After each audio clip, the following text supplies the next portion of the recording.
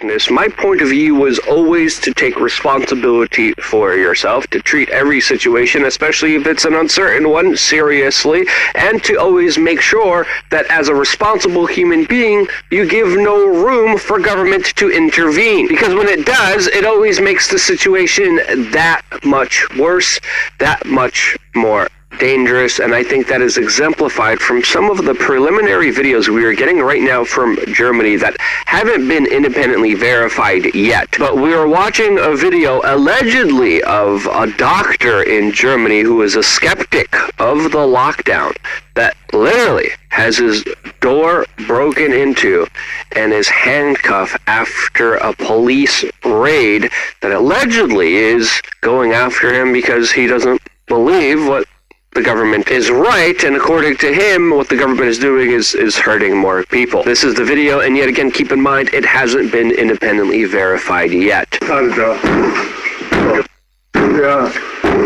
Und jetzt? Mal bitte auf. Ja, ich weiß nicht, was los ist. Das ist doch gerade Ich weiß nicht, Guck mal, wir haben vorhin über Angst gesprochen. Moment, hier ist gerade die Polizei, bricht gerade die Tür auf. Polizei! Ich bin hier gesehen, auf dem Boden, unter Beine! Runter auf den Boden! Polizei! Geh runter! Geh weiter! Stopp mal, Jungs!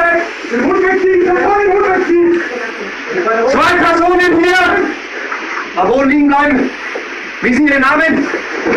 Wie heißen Sie? Wie heißen Sie?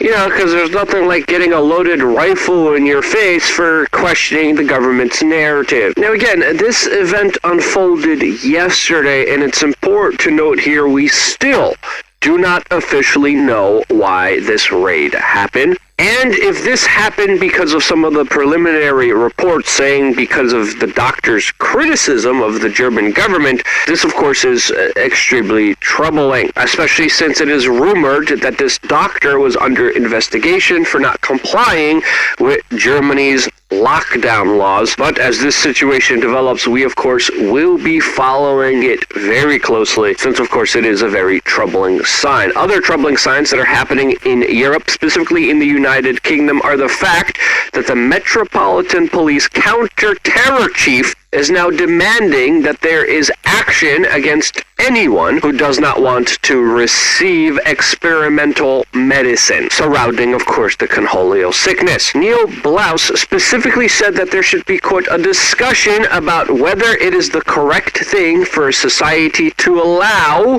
people to spread misinformation that could cost other people their lives. Now, having a police terror chief warn about the dangers of free speech, of course stopping short of endorsing any kind of idea or new law, still is troublesome.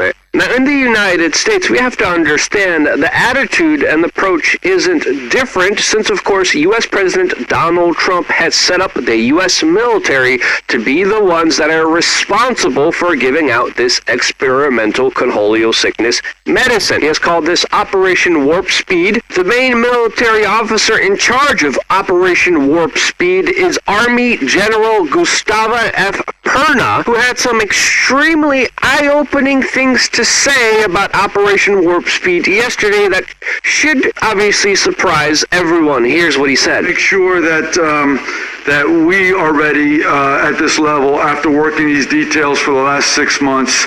As I've told the team, 2 things we must have.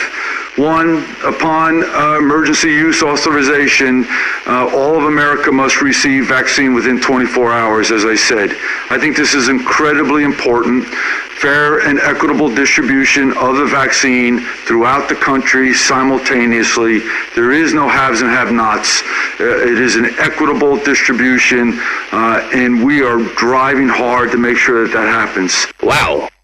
There is no haves and have-nots. All Americans must receive the jab within 24 hours. Very eye-opening words from the Army General, from a military that strives itself on effectively taking orders and carrying them out, and that's exactly what they do. And from the very beginning, I've been kind of ringing the alarm bells here, saying, well, why is the military in charge of a medical program? Since, of course, the main task of an army is to fight an enemy. And as we have seen recently demonstrated through investigations, in Australia, they do it sometimes in very immoral, inhuman ways. As, of course, there's new investigations started there about human rights violations and innocent people being killed by soldiers who acted in cruel and evil ways against some innocent civilians. Now, I don't know about you, but we have to understand when we have something